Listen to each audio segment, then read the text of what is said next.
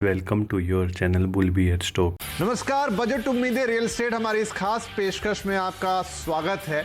और उम्मीद हर साल होती है बजट से, जब भी बजट आता है, लेकिन इस बार उम्मीद के मायने कुछ अलग है, क्योंकि बहुत कुछ इस बार ऐसा हुआ जिसकी किसी को भी उम्मीद नहीं थी। जी हाँ, कोविड के चलते पूरी दुनिया बदली, देश में बहुत कुछ बदलाव आया, हर बिजनेस पे उसका इम्पैक्ट आया।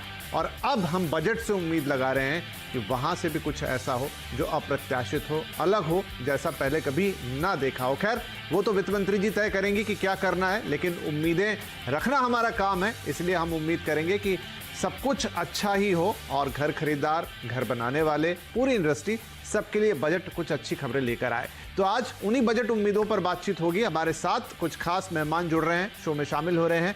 निरंजन हीरानंदानी नेशनल प्रेसिडेंट हैं नरेटको के और हीरानंदानी ग्रुप के चेयरमैन। रोहित पोद्दार साहब एमडी हैं पोद्दार हाउसिंग के। और अरविंद नंदन जी एमडी हैं रिसर्च एंड कंसल्टेंसी सेविल्स के। आप सभी का बहुत बहुत स्वागत है। तो शुरुआत जो सबसे अनुभवी और जो सबसे वरिष्ठ हमारे पैनल पे, उनसे। निरंजन जी, ऐसे कई बजट उन्होंने देखे, तो निरंजन सर ये बताएं कि इस बार जैसा मैंने कहा कि जो बजट है वो अलग तरीके का होगा, क्योंकि हम एक अलग दौर से गुजरे हैं। तो क्या अलग एक्सपेक्टेशन है? हर साल हम बहुत सारे एक्सपेक्टेशन रखते हैं, लेकिन क्या इस बार आपका सरकार से कुछ अलग एक्सपेक्टेशन होगा? विपिन जी, आपने बहुत सही बात कही, क्योंकि वित्त मंत्री ने भी ऐलान किया है कि हम कुछ अलग करना चाहते हैं। प्रधानमंत्री ने यह कहा है कि वो $5 ट्रिलियन इकोनॉमी पर पहुंचना चाहते हैं। आज की तारीख में वैक्सीन आ गई है, तो ये तीनों बातों को हम मिला के साथ में करें तो हाउसिंग सेक्टर, घर का सेक्टर बहुत महत्व की बात होती है। आज की तारीख में हाउसिंग 7% ऑफ जीडीपी गिना जाता है और 15% ऑफ एम्प्लॉयमेंट गिना जाता है। तो मेरे अंदाज से ये बातें हम देखें तो जितना भी प्रोत्साहित हम हाउसिंग सेक्टर को, घर के सेक्टर को करें और अफोर्डेबल हाउसिंग को जोर हम दें, तो मेरे अंदाज से ये इकोनॉमी आप डबल डिजिट ग्रोथ पर भी ले जा सकते हैं। एंड ऑफ 2021 के अंदर मैं आपको बता सकता हूं कि हम ये बजट लाना चाहते हैं, मेरे अंदाज से, कि जो हम double digit growth by end of 2021 लेके आए। ये मेरे एक आइडिया है, मेरा मन कहता है, दिल कहता है कि ये हो सकता है, और मैं जरूर समझता हूं कि वित्त मंत्री ये करेगी। जी, बहुत बढ़िया। रोहित साहब, क्या कुछ इसी लाइन पर आप भी सोच रहे हैं? बिल्कुल जी, वी शेप रिकवरी की इनिशियल सब रीडिंग है अपने पास में, और अच्छा पुश मिले हमको बजट से तो बिल्कुल ये हो सकता है। 4-5 चीज में हमको फोकस करना पड़ेगा, रेगुलेटरी क्लियरेंसेज में, प्रधानमंत्री आवास योजना स्कीम में, पर हाउसिंग सेक्टर को पुश देना बहुत जरूरी चीज है। राइट, चलिए एक एक करके हम उस पर आएंगे। अब जो हमारे एक्सपर्ट है पैनल पे, उनके पास जाता हूं। अरविंद नंदन साहब, तो आपने हमारे डेवलपर्स की बात सुनी कि वो इस बजट से क्या एक्सपेक्टेशन रख रहे हैं। क्या एज अ प्रॉपर्टी एक्सपर्ट आप भी इन लाइन सोच रहे हैं कि इस बार एक एक्स्ट्रा पुश चाहिए? हालांकि देखा जाए तो कोविड जो है वो रियल एस्टेट के लिए कुछ अच्छी चीजें भी लेकर आया। जो रफ्तार एकदम धीमी पड़ी थी, खासतौर पे हाउसिंग की, वहां कुछ तो मूवमेंट हमें देखने को मिला। कमर्शियल की बात हम आगे करेंगे, लेकिन क्या बजट से हमें कुछ एक्स्ट्रा पुश चाहिए जिससे इनटू द ऑर्बिट जिसको कहते हैं, ये वो धक्का पड़े कि एकदम फिर एक परफेक्ट स्पीड मिलने लगे? इसमें कोई डाउट नहीं विपिन जी। और देखिए, हमारे जो वरिष्ठ पैनलिस्ट हैं निरंजन जी और रोहित जी, इन्होंने पहले ही कहा है, और जैसा अंग्रेजी में कहते हैं, इट्स अ नो ब्रेनर। तो इस बार आपको पुश तो देना ही है। और ये बहुत तय है कि देखिए, इस बार ग्रोथ जो है 2021 के एंड पे जो रियल ग्रोथ होगी उसे हम 8-9%, यानी कि नॉमिनल ग्रोथ आप 12-13% आप मान के चलिए, ये करना ही है, करना ही होगा।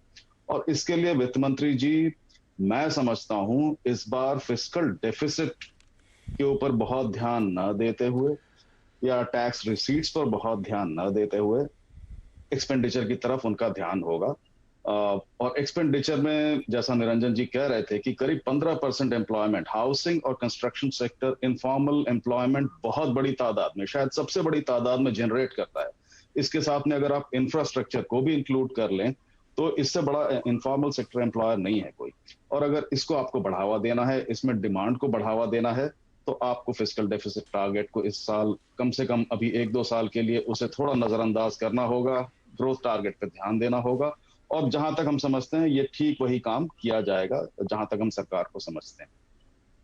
राइट चलिए अब एक एक करके बात करते हैं। निरंजन जी, हमने देखा कि कोविड में ही जो पिछले 1 या 2 क्वार्टर से हम देख रहे हैं कि जो सेल्स में इंप्रूवमेंट आई है, तो वहां पर यह हुआ कि आपको कहीं स्टैंप ड्यूटी में रिडक्शन मिला, कहीं एक रियलिस्टिक प्राइस मिला, यानी बहुत सारे जो बायर साइड सेंटिमेंट है वो सुधरते हुए दिखाई दिए। तो क्या बजट में हम वही उम्मीद करेंगे जो अक्सर हर साल हम बात करते हैं, चाहे एटीसी के अंदर की छूट हो प्रिंसिपल के ऊपर, चाहे ब्याज में 24 सेक्शन में छूट हो, तो बायर के हैंड जितने मजबूत होंगे उसका कॉन्फिडेंस जितना बढ़ेगा वो खरीदारी करने आएगा, तो पूरी साइकिल चल निकलेगी। विपिन जी, आपने बहुत सही कहा।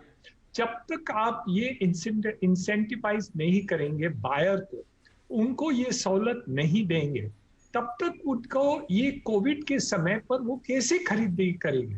तो मेरे अंदाज से जैसे ही महाराष्ट्र सरकार ने एक राहत दी और स्टैंप ड्यूटी दिसंबर तक उन्होंने 2% तक लेके आए, 5 से 2, और अब जनवरी से मार्च में उन्होंने 3% पर रखी है। और वो जो जितने भी प्रीमियम्स है घर मकान बनाने में, उनको भी एक राहत दी है, लगभग 50% इसमें राहत दी है। तो ये दोनों आप मिला के देखेंगे तो एक महाराष्ट्र ने सरकार ने उन्होंने ये इंसेंटिवाइज किया। मेरे अंदाज से इसी डायरेक्शन पर वित्त मंत्री सपोज डिडक्शन जो है, स्टैंडर्ड डिडक्शन 5 लाख करते हैं, ओवरऑल जो बेनिफिट्स हम दे रहे हैं अफोर्डेबल हाउसिंग को वो इंक्रीज कर दें। जैसे अर्बन एरियाज मुंबई है, दिल्ली है, वहाँ ये 45 लाख रुपीज बहुत कम पड़ता है। मेरे अंदाज से इनको 75-80 लाख कर दें। और जो बेनिफिट्स जो हम दे रहे हैं, long term capital backs benefits हैं, सबवेंशन स्कीम्स है, रोहित जी काफी स्कीम चलाते हैं, वहाँ सबवेंशन की बहुत बात चलती है कि जहाँ डेवलपर ये बोझा लेता है कि वो इंस्टॉलमेंट ले लेते हैं, उसका ब्याज ले लेते हैं, और वो 2-3 साल पहले उन्होंने ये नेशनल हाउसिंग बैंक ने ये सबवेंशन स्कीम निकाल दिया, लेकिन आज ये फिर लाने की आवश्यकता है। और मेरे अंदाज से ऐसे सुझाव वित्त मंत्री लेके आए तो बहुत ही फर्क पड़ जाएगा। और एक दूसरी बात है जो है वन टाइम रिस्ट्रक्चरिंग आरबीआई ने किया है, वो मेरे अंदाज से इसको और राहत देने की आवश्यकता है। जैसे उन्होंने ये बताया है कि जितने भी प्रोजेक्ट्स कोविड के समय पर फंस गए हैं या अटक गए हैं, उनको ही राहत मिलेगी अब ये वन टाइम रोल ओवर में। मेरे अंदाज से उसके पहले काफी और भी प्रोजेक्ट्स अटके हुए थे, उसके अंदर भी कुछ राहत मिले तो मेरे अंदाज से एक फर्क पड़ जाएगा। तो ये एक one time restructuring, availability of capital और deduction for home loans individual को, तो ये एक परिवर्तन लाने की आवश्यकता है। राइट तो एक इंपॉर्टेंट पॉइंट उठाया यहाँ पर निरंजन जी ने कि जो सबवेंशन स्कीम्स को रोक दिया था, हालांकि उसमें कुछ फ्लॉस दिखाई दिए इसलिए उनको रोका गया। रोहित जी, आपको लगता है कि उससे सच में घर खरीदार को फायदा होता था? और हमने देखा कि कोविड के दौरान भी जो फ्लेक्सिबिलिटी ऑफर की गई डेवलपर्स की तरफ से, उससे भी बहुत सारे लोग आकर्षित हुए कि चलो घर खरीद लेते हैं, वो किसी भी टर्म में दी गई हो, लेकिन ये माफ कीजिए, जो सबवेंशन स्कीम होती थी उसका एक मोटा स्वरूप होता था। बिल्कुल सही बोले अनीत सर, और बिल्कुल सही आप भी बोले, इंसेंटिवाइजेशन से ही घर बिकने वाली है। आज हमारे पास होम लोन के लिए लाइफ टाइम लो रेट है, ये बहुत बड़ी चीज़ है। तो आप 25-30 साल के होम लोन लेंगे तो आपका मंथली इक्वेटेड ईएमआई लोएस्ट है इंडिया की हिस्ट्री में पोस्ट इंडिपेंडेंस, तो ये एक बहुत बड़ी बात हो गई। पर इसके साथ साथ और भी चीज़ करना ज़रूरी है, तो मैं आपको थोड़ा ग्रैन्युलर डिटेल में बोलता हूँ। एक तो 7th पे कमीशन में गवर्नमेंट एम्प्लॉई के सैलरी बढ़ गए, जो थे 2.5 लाख रुपया 5.5 लाख रुपया के ऊपर। और प्रधानमंत्री आवास योजना स्कीम में इकोनॉमिकली वीकर सेक्शन का कैप है 3 लाख रुपया साल का इनकम का, तो ये नॉन स्टार्टर है और इसी के कारण इम्प्लीमेंटेशन में बहुत प्रॉब्लम आ रही है तो मैं कस्टमर एलिजिबिलिटी के हिसाब से। तो इसको 3 लाख को 6 लाख करना बहुत ज़रूरी है और ये फाइनेंस मिनिस्ट्री को पुश करनी चाहिए मेरे हिसाब से। हाउसिंग फॉर ऑल 2022 का ड्रीम अपने को अचीव करना है, तो ये एक सबसे बड़ी इम्पोर्टेंट पॉइंट है। दूसरा पॉइंट था कि transaction cost of real estate को कम करना, ये एक इंसेंटिव ही है। तो जैसे एनएच सर बोल रहे थे, इसमें ध्यान करना और किस हिसाब से हम लोग money out of the box think करके ट्रांजैक्शन कॉस्ट को रिड्यूस कर सकते हैं। एक और चीज़ था कि 3 साल पहले तक सेकेंड होम आदमी खरीदता था तो उनके पास जो वो EMI देते थे, it was treated as a loss in income. ये बंद हो गई और 3 साल से डिमांड कोलैप्स हो गई है। इसके कारण लोग सेकेंड होम खरीदते थे, कोई प्रॉब्लम नहीं है, लोग को सेकेंड होम खरीदने के लिए उनको करना भी है। जैसे लोगों का इनकम बढ़ेगा, उनके कोविड के समय में उनको बड़ा घर खरीदना है आउट ऑफ द सिटी, तो ये पॉलिसी वापस लाना बहुत ज़रूरी है। ये 3 इंपॉर्टेंट चीज़ थे रियल एस्टेट में। इसके बजाय हमारा व्यू था कि ऑटोमोबाइल सेक्टर की भी रिवाइवल करें। जो व्हीकल स्क्रैप पॉलिसी की बात हो रही है उसको लाना जरूरी है, और push on government infra spending to revive economy. तो गवर्नमेंट इंफ्रा की स्पेंडिंग करेगी तो जॉब क्रिएशन भी होगा, और इसके कारण काफ़ी जॉब क्रिएशन हो सकती है और सेंटिमेंट बदल सकता है। राइट, तो कुछ मैक्रो पॉइंट्स आपने रखे। अरविंद जी, मैं आपके पास भी आता हूँ और एक सवाल इसमें साथ में और जोड़ देता हूँ कि जीएसटी हालांकि बजट से डायरेक्टली इन दिनों रिलेटेड नहीं है, लेकिन अंडर कंस्ट्रक्शन घर भी इस बार काफी बिक रहे हैं। मैं देख रहा हूँ कि बहुत अच्छे ऑफर्स लोगों को मिल रहे हैं और वो अंडर कंस्ट्रक्शन में भी काफी प्रॉपर्टी का सेल हो रहा है, लेकिन वहां जीएसटी अभी भी है 45 के ऊपर 5 और उसके नीचे 1% का। तो क्या कुछ वक्त के लिए जीएसटी में, जैसे कई स्टेट्स ने स्टैंप ड्यूटी वगैरह में पीरियड के लिए राहत दे दी है, उसी तरह का केंद्र सरकार जीएसटी के लिए सोच सकती है? जब रोहित जी बोल रहे थे मैं सोच ही रहा था कि शायद वो जीएसटी पे भी बात कुछ कहेंगे। देखिए, मेरा अपना ये मानना है कि जीएसटी को तो ऑलरेडी काफी रैशनलाइज कर दिया है, 5% और 1% कर दिया है जनरल और अफोर्डेबल के लिए। अगर उस पर बहुत कुछ ना भी करें तो भी जो इनपुट टैक्स क्रेडिट का एक बड़ा कंटेंशियस सा इशू था, और हालांकि मैं जानता हूं ये जीएसटी काउंसिल के दायरे में आएगा, शायद बजट के दायरे में नहीं आएगा, लेकिन इस पर एक पुश अगर हो तो अच्छा है। जो इनपुट टैक्स क्रेडिट को हटाया गया था नई रेजिम चूज करते समय 2 साल पहले, अगर उस पर पुनर्विचार हो, अगर उसको दोबारा कम से कम कुछ समय के लिए लाया जा सके, तो उससे सप्लाई साइड के लिए तो बहुत फायदा है ही। मैं समझता हूँ पूरी इंडस्ट्री में एक जो एक हिंड्रेंस बनी हुई थी, जो एक रुकावट पैदा हुई थी, जिससे काफी मनमुटाव भी हुआ था, वो दूर हो सकता है।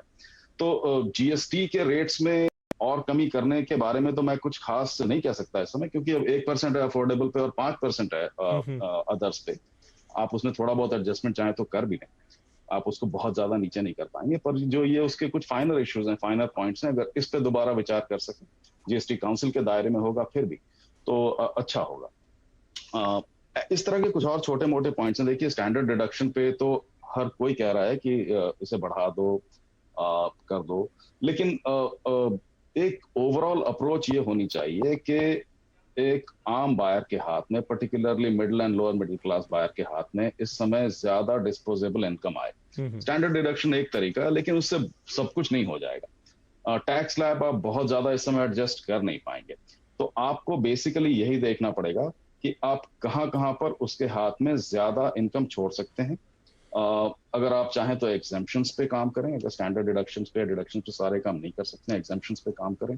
लेकिन ओवरऑल अप्रोच ये होनी बहुत जरूरी है कि एक आम बायर के हाथ में आप ज्यादा डिस्पोजेबल इनकम रखें इस साल, कम से कम इस साल या इस साल और अगले साल दोनों। और जहां तक सप्लाई साइड है, उसके लिए कुछ एक पॉइंट तो रोहित जी ने बताया, पर मेरा ये मानना है कि सरकार को एक आईटीसी पर एक पुनर्विचार करके जीएसटी काउंसिल में उसे दोबारा लाने की कोशिश जरूर करनी चाहिए। जी राइट, तो ये कुछ पॉइंट्स हैं, और सही है कि क्योंकि जीएसटी पे तो निर्णय इन दिनों बजट में नहीं होता है, लेकिन एक इंपॉर्टेंट फैक्टर प्ले करता है और वो केंद्र सरकार उसमें बड़ी अहम भूमिका निभाती है राज्यों के साथ मिलकर। और घर खरीदार से भी मामला सीधा जुड़ा हुआ है, क्योंकि अंडर कंस्ट्रक्शन प्रॉपर्टी फिर से एक बार लोगों को पसंद आ रही है, क्योंकि डील्स उन्हें अच्छी मिल रही है। चलिए एक छोटा सा ब्रेक लेते हैं, लेकिन ब्रेक के बाद बात करेंगे कि एक दो बजट से रेंटल हाउसिंग की बात हो रही है, बजट में जिक्र भी आ रहा है, कुछ प्रावधान भी हो रहे हैं, लेकिन बात उतनी आगे बढ़ी नहीं। और एक छोटा सा टच करेंगे कमर्शियल प्रॉपर्टी को, क्योंकि रेजिडेंशियल को तो बड़ा पुश मिला इस बार कोविड में किन्हीं कारणों के चलते, लेकिन कमर्शियल प्रॉपर्टी थोड़ी पीछे आ गई वर्क फ्रॉम होम और तमाम इश्यूज के चलते। तो क्या वहां पर कुछ उस साइड पर हमें देखने को मिलेगा बजट पे? एक छोटा सा ब्रेक के बाद चर्चा आगे बढ़ाएंगे।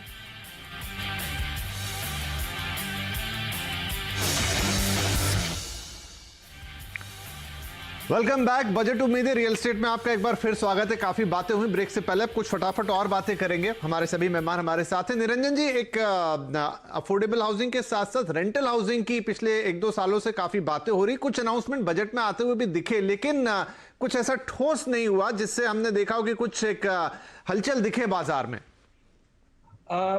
मेरे अंदाज से ये बजट में रेंटल हाउसिंग जरूर आ जाएगा। कुछ ना उनके कोई प्रोविजंस, हम एक स्पेकुलेशन कर सकते हैं कि क्या आएगा, क्योंकि जो हाउसिंग मिनिस्ट्री की वेबसाइट के ऊपर रेंटल हाउसिंग का काफी जोर दिया गया है और मेरे अंदाज से वित्त मंत्री इसके आधार पर चले तो जरूर कुछ यहाँ लेके आएंगे। एक बात हमने सुझाव जो दी है वो है कि स्टैंडर्ड डिडक्शन जो रेंटल पर है, जैसे आप घर खरीदते हैं और किसको किराए पर देते हैं, तो स्टैंडर्ड डिडक्शन 30% होता है। हम एक सुझाव दिया है कि उनको 50% कर दिया जाए। इसका कारण ये है कि जो आज के तारीख में रिटर्न ऑन इन्वेस्टमेंट रेजिडेंशियल के ऊपर वो 2% के आसपास आ रहा है और जो कमर्शियल के ऊपर रिटर्न है वो लगभग 7%, 8%, 8%, 9% हो जाता है। तो मेरे अंदाज से जब तक हम ये स्टैंडर्ड डिडक्शन नहीं लाएंगे, तब तक इनको बढ़ाएंगे नहीं, तब तक हमारा जो इन्वेस्टमेंट रहेगा लोग कमर्शियल में करेंगे, रेजिडेंशियल में नहीं करेंगे। ये एक बात है। दूसरी बात है कि जहां कंपनीज या इंस्टीट्यूशंस या कॉर्पोरेट कंपनीज अपने स्टाफ के लिए, सर्विस एम्प्लॉयज के लिए घर बनाए, तो उनको एक एक्सिलरेटेड डिप्रिसिएशन दिया जाए। एक जमाना था जब गोदरेज हैं, टाटाज हैं, वो पूरे कॉलोनीज बनाते थे, जैसे फैक्ट्रियां लगाते थे, जैसे वो कमर्शियल ऑफिसेज बनाते थे, तो वहां साथ साथ में वो रेजिडेंशियल अकोमोडेशन अपने स्टाफ के लिए बनाते। अब नहीं करते, ये 30 साल 35 साल हो गए, तो हम नहीं कर रहे। मेरे अंदाज से इनको एक प्रोत्साहित करें और एक्सेलरेटेड डिप्रिसिएशन दे दें घरों के लिए या फर्नीचर के ऊपर, तो मेरे अंदाज से रेंटल हाउसिंग को बढ़ावा यहाँ पे मिल जाएगा। राइट, अब क्योंकि मेरे पास समय समाप्त हो गया। अरविंद जी, एक छोटी सी टिप्पणी चाहूंगा। मैंने जिक्र किया था और वो था कमर्शियल रियल एस्टेट का, क्योंकि कमर्शियल रियल एस्टेट के लिए हालात थोड़े विपरीत हुए पिछले दिनों में, तो आप वहां पर क्या उम्मीद कर रहे हैं कि बजट में कुछ ऐसा अनाउंसमेंट आए जिससे थोड़ी रिलीफ मिले? देखिए, कमर्शियल रियल एस्टेट में मामला थोड़ा सा अलग है, क्योंकि वहां पर जो कंज्यूमर है वो कॉर्पोरेट है और मोस्टली लीजिंग की डिमांड है, परचेजिंग की डिमांड नहीं है। और वहां पर अगर हम देखें एक आम जनता के पॉइंट ऑफ व्यू से कि वो कैसे उससे बेनिफिट कर सकती है, तो एक रीट का एंगल जरूर आता है विपिन जी। बाकी तो दूसरे बड़े दायरे हैं जहां पर पॉलिसी मेजर्स हो सकते हैं, लेकिन बजट में अगर रीट का एंगल देखें तो जो वहां पर कैपिटल गेन्स है वो 36 मंथ्स के होल्डिंग पीरियड के ऊपर मिलता है। राइट। अगर चाहे सरकार तो इस दफा उसे घटा के अगर 12 मंथ्स ले आए, यानी कि साल भर के ऊपर ले आए, तो वो एक लोगों के लिए रिलीफ हो सकता है जो रीट के प्ले को इम्प्रूव करेगा। इसके अलावा रेंटल हाउसिंग में जैसा कह ही रहे थे निरंजन जी, वहां पर बहुत स्कोप है और ARHCs की गाइडलाइन पिछले साल जुलाई में सरकार ने निकाल दी थी, लेकिन अब उसके इम्प्लीमेंटेशन पर जोर देने के लिए बजट पे काम करना जरूरी है। तो कमर्शियल पे भी कॉर्पोरेट साइड को इम्प्रूवमेंट ओवरऑल देना पड़ेगा, लेकिन जहां तक आम जनता का सवाल है तो एक रीट के एंगल पर मेरा ख्याल है काम किया जा सकता है। ठीक है, और इस बार हम बजट थोड़ा सा समय था। जी बजट को कह रहे हैं कि ये आत्मनिर्भर बजट है, तो हम रियल एस्टेट के लिए भी यही उम्मीद करेंगे कि इससे आत्मनिर्भरता बढ़ेगी, चाहे बनाने वाले हों चाहे घर खरीदने वाले हों। कुछ ऐसे प्रावधान जरूर आएंगे जिसका सालों से इंतजार था और थोड़ी सी आत्मनिर्भरता बढ़ते हुए दिखाई देगी, क्योंकि घर की जरूरत हमेशा बनी ही रहने वाली है। या रियल एस्टेट के लिए इस देश में अगर इकोनॉमी को चलाना है तो रियल एस्टेट का चलना भी जरूरी है। आप सभी का इस कार्यक्रम में शामिल होने के लिए बहुत शुक्रिया और उम्मीद करेंगे कि जो उम्मीदें हमने यहाँ रखी हैं बजट में ज्यादा से ज्यादा पूरी होती हुई नजर आए। नमस्कार।